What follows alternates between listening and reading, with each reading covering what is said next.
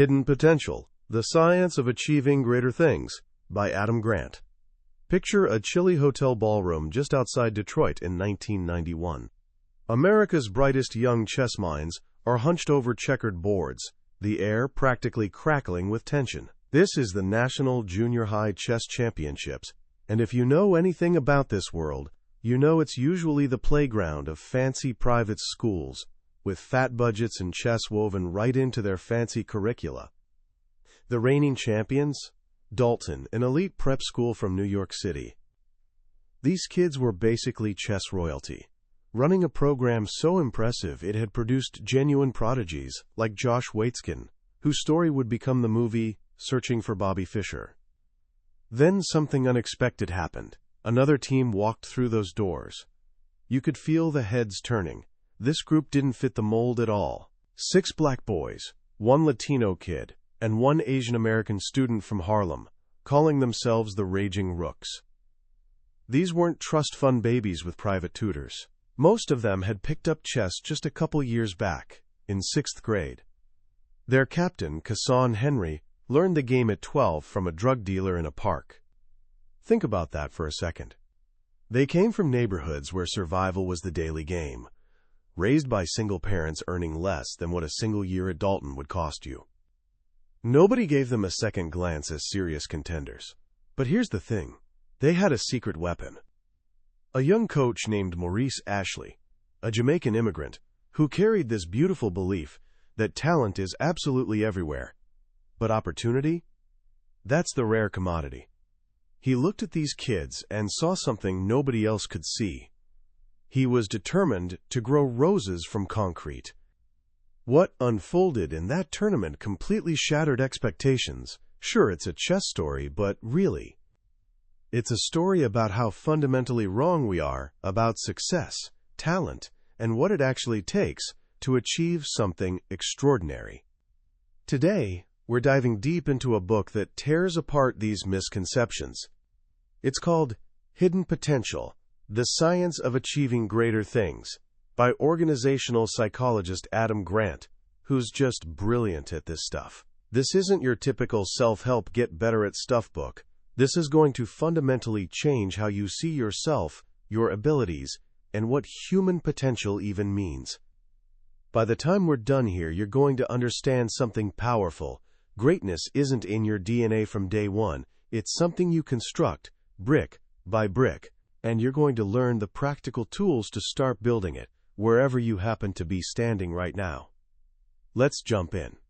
We live in a culture absolutely obsessed with naturals, the prodigies, the wonderkins who seem to emerge from the womb already mastering their craft. We worship the gifted student, the natural athlete, the 8-year-old piano virtuoso. We look at them and think, they just have it. This creates a really dangerous myth. It whispers that if you weren't a genius by age 10, you've already missed the boat. We look at our own starting points, those early struggles and awkward first attempts, and we draw this depressing conclusion.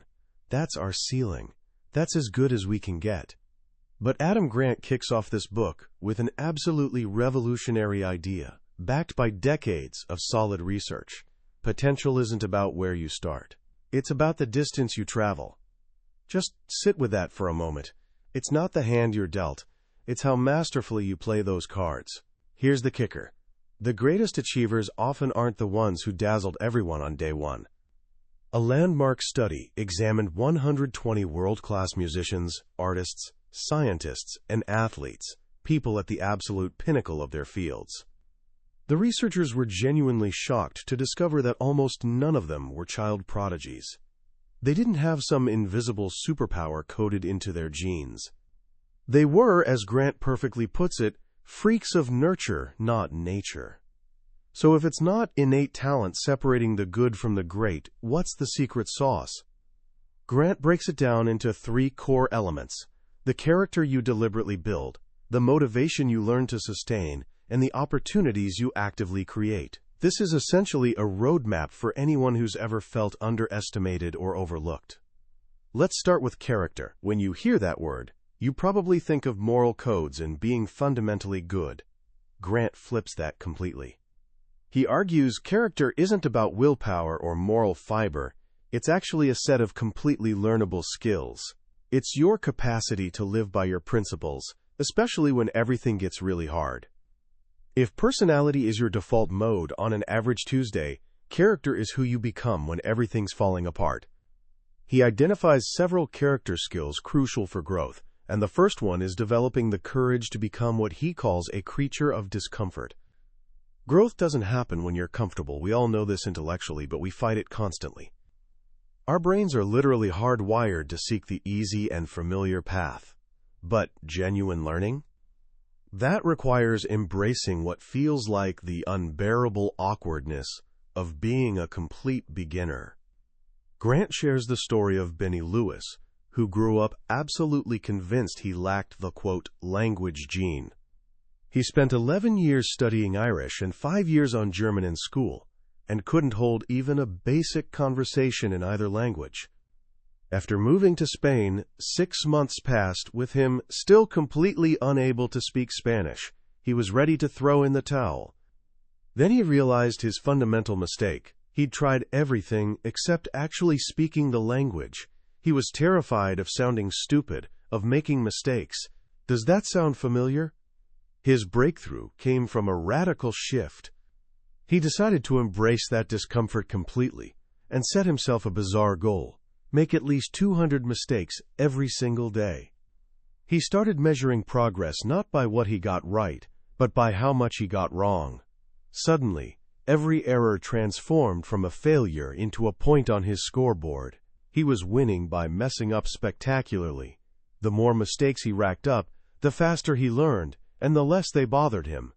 Today, Benny Lewis is a renowned polyglot, fluent in 6 languages and proficient in many more. He didn't magically grow a new brain, he developed a new character skill. He learned to actively seek discomfort instead of running from it. This is why Grant argues that the whole idea of learning styles, like being a visual learner or auditory learner, is largely nonsense.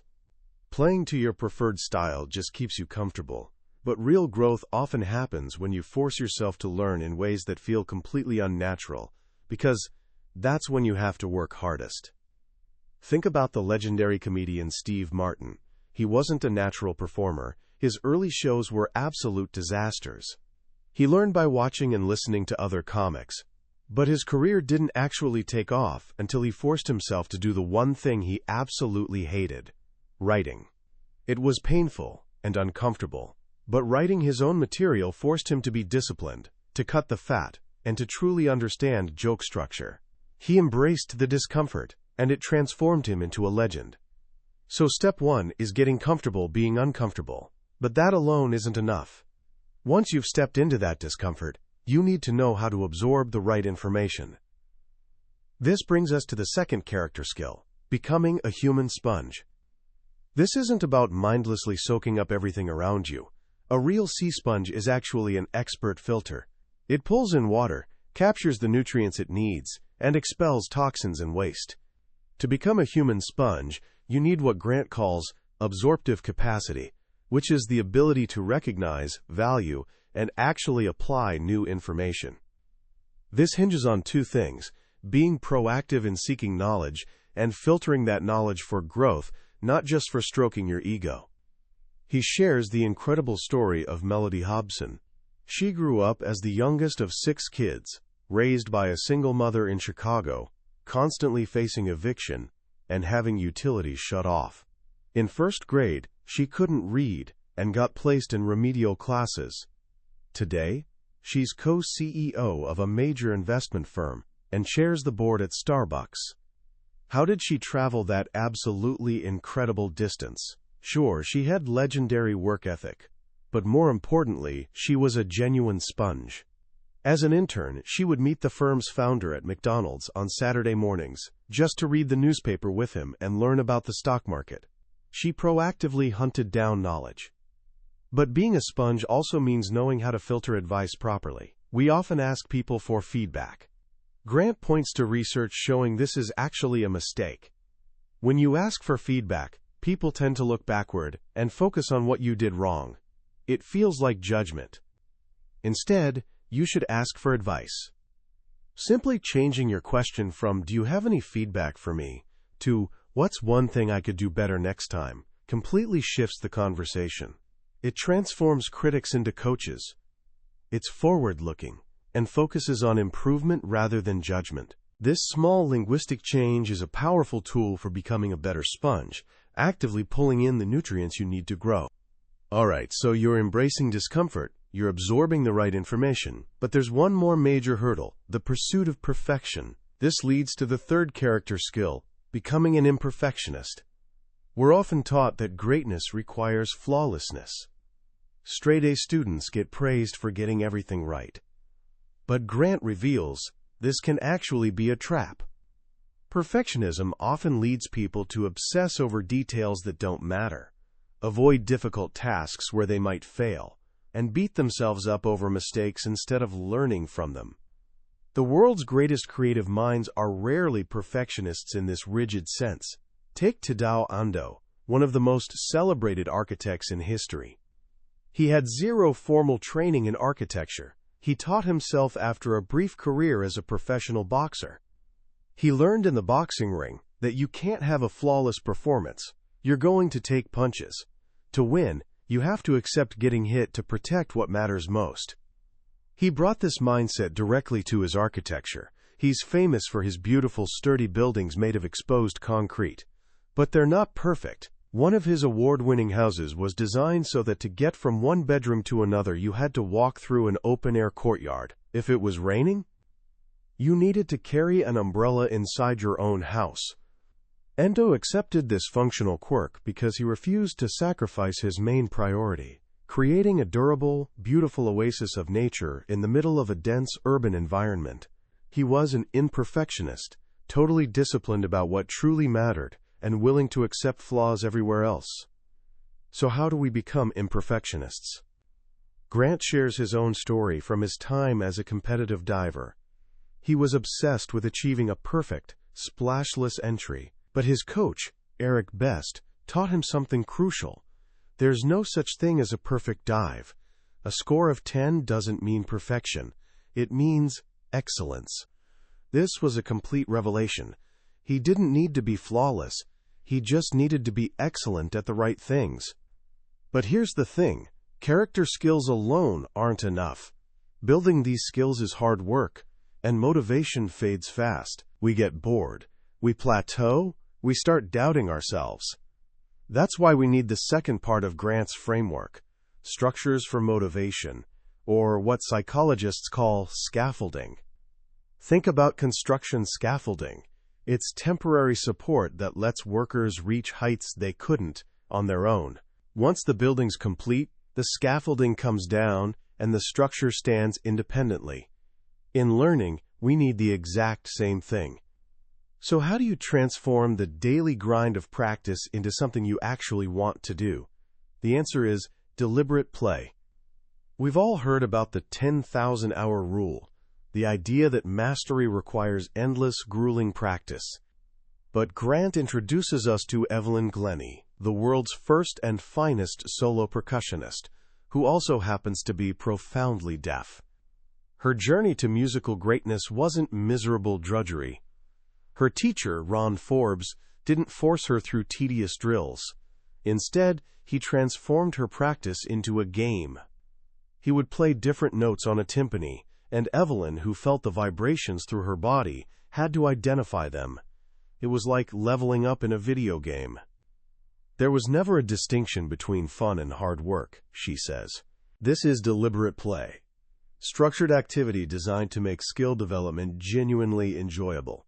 We see this with basketball superstar Steph Curry. His trainer, Brandon Payne, built his entire workout regimen around games. Instead of boring sprints, Curry plays a game where he has to score 21 points in a minute, sprinting to half court and back after every single shot. Every drill has a score to beat, or a time to beat. He's competing against his past self, and the only way to win is to grow. But what happens when, even with deliberate play, you hit a wall? You're practicing consistently, but you're not improving. You feel completely stuck. This is where the journey gets really counterintuitive. When you're stuck, the way forward is often backward. Grant tells the story of R.A. Dickey, a baseball pitcher who, for over a decade, was utterly mediocre. He was what they call a journeyman, bouncing around the minor leagues, his career going absolutely nowhere. At 31, an age when most pitchers are either in their prime or declining, he got sent back to the minors for what seemed like the final time. Strike three. But then his coaches gave him a compass. They told him his fastball would never be enough and suggested he commit to something bizarre. The knuckleball, an unpredictable and incredibly difficult pitch to master. To learn it, Dickey had to completely unlearn everything he knew about pitching. He had to tear his mechanics down to ground zero and rebuild from scratch. His performance got worse before it got better. He was backing up to find a completely new path forward. He sought out the handful of other knuckleballers in the world, collecting bits of advice, piecing together his own personal guidebook. After years of this frustrating roundabout journey, at age 37, R.A. Dickey didn't just make it back to the majors. He won the Cy Young Award as the best pitcher in the entire league. His progress wasn't a straight line, it was a series of loops and detours. This brings us to the final, and perhaps most important, piece of the puzzle. Even with the right character skills and motivational scaffolding, our growth is still constrained by the world around us. We need systems of opportunity. As Grant powerfully demonstrates, what looks like a difference in talent is often just a difference in opportunity. A groundbreaking study by economist Raj Chetty found that children from the wealthiest 1% of families are 10 times more likely to become inventors than children from families with below-average incomes. Even when you compare two third-graders with identical high math scores, the one from a high-income family has more than double the chance of filing a patent later in life. Why? They have more exposure to innovators, more role models, and vastly more resources. Our systems, in schools, in teams, in hiring, are often designed to reward people who've already excelled, which means we systematically overlook those with the potential to travel the greatest distance. How do we fix this? Grant takes us to Finland, a country that transformed its education system from mediocre to world-class in just one generation. Their secret? They operate on a beautifully simple principle. We can't afford to waste a brain. Instead of a winner-take-all culture that focuses on gifted and talented programs, Finland builds a culture of opportunity for all. They do this through simple but profound practices, like looping, where a teacher stays with the same class of students for multiple years, getting to know them deeply not just as students but as complete human beings. But the most powerful story of how systems overlook potential comes from José Hernandez. As a boy, José watched the Apollo moon landing on a fuzzy black-and-white TV while holding the rabbit ear antenna to get a clear signal. He was the son of migrant farm workers, traveling from Mexico to California each year to pick crops, missing months of school. He didn't speak English when he started kindergarten, but that night, watching grainy footage of the moon, he dreamed of becoming an astronaut. He worked his way through college, earned his master's in engineering, and started applying to NASA. For 12 years, he was rejected, 11 times. He couldn't even get an interview.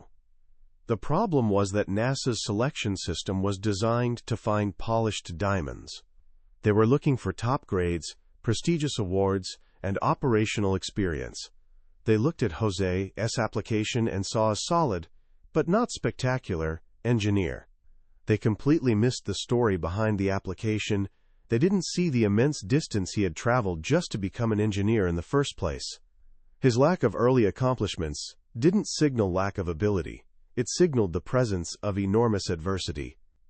Finally, on his 12th attempt, after years of adding new skills, becoming a pilot, a scuba diver, learning Russian, he got an interview. For the first time, he told them his complete story. And the evaluators suddenly realized what they'd been missing all along. As one of them later said, "If you could accomplish all that by coming from someplace like José did, then you have tremendous desire and capability." In 2004, José Hernandez was selected to become a NASA astronaut. He went from picking strawberries in California fields to floating among the stars, having flown over 5 million miles in space. But that was nothing compared to the distance he had traveled on Earth just to get there. His story is the ultimate testament to the book's central message. The true measure of our potential isn't the height of the peak we've reached, but how far we've climbed to get there. When you finish a book like Hidden Potential, there's this sense of lightness that washes over you. It's like a massive weight has been lifted off your shoulders, the weight of expectation, the crushing idea that you were supposed to be born brilliant, that you should have had it all figured out by now. Adam Grant basically gives us permission to be a work in progress. He reminds us that the journey of growth isn't a sprint, and it's definitely not a straight line. It's messy, it winds around, it's beautiful and filled with discomfort, mistakes, and moments where you feel absolutely stuck. And that's not just okay, it's literally the only way it can be. The most powerful lesson for me is this complete reframing of character. We often think of character as something fixed, something you either have or you don't.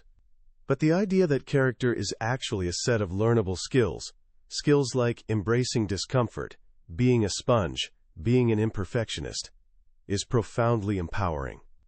It means your growth isn't limited by your personality. You can learn to be more determined. You can learn to be more proactive. You can learn to be more resilient. It also challenges us to be better judges of other people. How often do we write someone off because they don't seem like a natural? How often do we mistake a polished resume for genuine potential? Grant urges us to look deeper, to see the distance people have traveled, to look for the strivers, the climbers, the roses growing from concrete, because that's where the most extraordinary potential often hides. So how can you start applying these ideas to your own life, right now? Let me offer 3 simple starting points. First, this week, actively seek out one small moment of discomfort. Maybe it's raising your hand in a class where you usually stay quiet. Maybe it's trying to learn a few phrases in a new language and actually using them with someone, knowing you'll sound clumsy. Just one small act to prove to yourself that you can step into that awkwardness and survive. That's where growth begins. Second, the next time you finish a project, a paper, or even just a difficult practice session, find one person you trust, but don't ask them for feedback. Ask them this exact question: what's one thing I could do to be even better next time? Watch how the conversation transforms. See how it opens the door to coaching instead of criticism. And third, find something you want to learn and try teaching it to someone else. It could be a math concept for a test, a chord on the guitar, or a historical fact. The act of explaining it will force you to understand it on a deeper level. You'll be practicing the tutor effect, and you'll experience firsthand that teaching is one of the most powerful ways to learn. That was a summary of Hidden Potential by Adam Grant. We've touched on some of the core stories and ideas today, but I'll be honest with you, a summary can only scratch the surface. The real power of this book lies in the depth of research and the humanity of the stories Grant weaves together. Reading it feels less like a lecture and more like having a conversation with a wise mentor who believes in you more than you might believe in yourself. This summary is meant to give you a taste, to help you decide if this journey is one you want to take. If any of these stories or ideas have sparked something in you, I really encourage you to pick up a copy. It's more than just a book. It's a roadmap for becoming a better version of yourself. A link to the book is in the description. Also, if you found this summary valuable, please take a moment to like this video and subscribe to the channel. It lets me know that these deep dives are helpful, and it ensures you won't miss our next exploration into another life-changing book. Let's keep growing together.